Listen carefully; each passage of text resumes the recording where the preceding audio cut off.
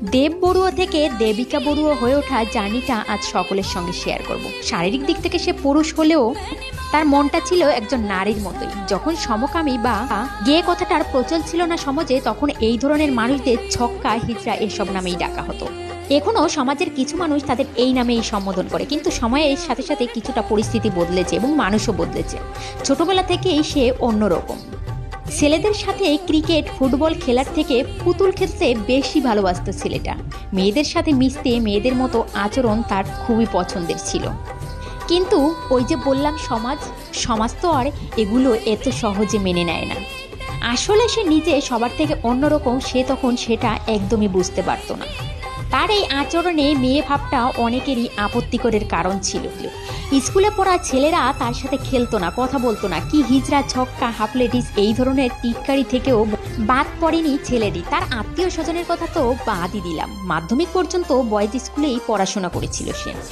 কিন্তু স্কুল জীবনটা মোটেও তার কাছে খুব সুখের বা খুব একটা ভালো ছিল না।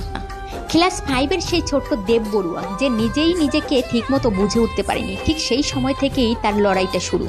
বন্ধুবান্ধব থেকে শুরু করে পাড়া প্রতিবেশী, আত্মীয় স্বজন, এমনকি স্কুলের শিক্ষকদের থেকেও টিটকারি শুনতে বাদ পড়েনি।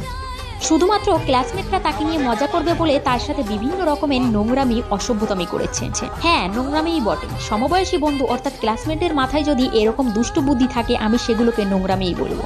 ক্লাস 5-এ পড়াকালীন ক্লাস ভর্তি স্টুডেন্টদের সামনে তার ক্লাসমেটরা তার প্যান্ট খুলে নেয়। সেদিন ক্লাসরুমে প্রচণ্ডভাবে তাকে নিয়ে মজা করা হয়েছিল, হাসি ঠাট্টা করা হয়েছিল। আর সেই ছোট্ট ছেলেটা প্রচণ্ড অপমান লজ্জা নিয়ে বসেছিল ক্লাসরুমের বেঞ্চের এক কোণে। তাকে সকলের থেকে কোণঠাসা করে দেওয়া হয়েছিল। এই সমস্ত ঘটনাগুলোর জন্য একটা সময় সে নিজেকে সকলের থেকে গুটিয়ে নিতে বাধ্য হয়েছিল।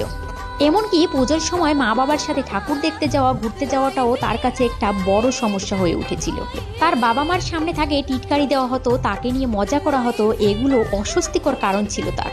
উপরন্তু মা বাবা বাড়িতে এসে তাকেই দোষারোপ করতো এই পরিস্থিতির জন্য, কারণ সে আর 5টা ছেলের মতো কেন হতে পারেনি।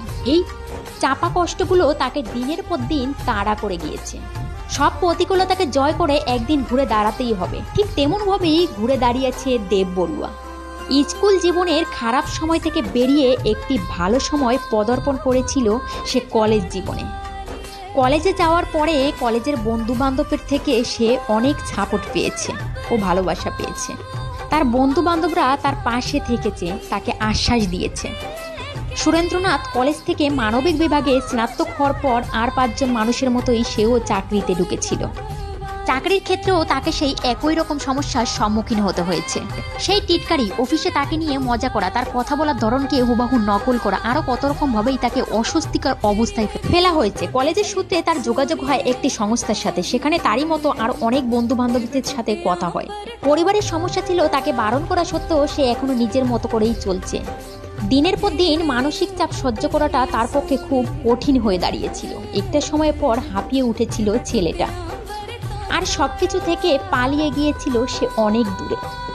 প্রায় 4-5 মাস পর পরিস্থিতি ঠিক হয়। তারপর সে ফিরে আসে তার পরিবারের কাছে, তারপর আসে সোশ্যাল মিডিয়াতে।